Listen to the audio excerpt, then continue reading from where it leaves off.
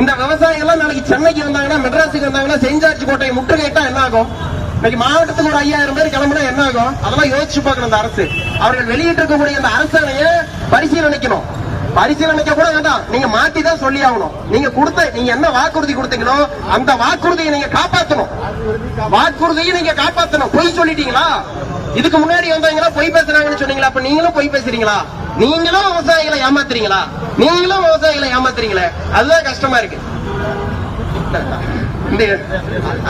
அதற்காக எந்த எதிர்வினை வந்தாலும் சரி, ஏன் நல்ல விஷயத்துக்காக வழக்கு வாங்கலாம், தப்பே கிடையாது.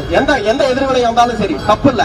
ஏன்னா பொய் சொல்லிருக்கீங்க, பொய் தானே சொன்னதை செய்யறா, அதுக்கு பேர் பொய் தானே. பொய் தானே, விவசாயிகளை ஏமாத்திட்டீங்கல்ல.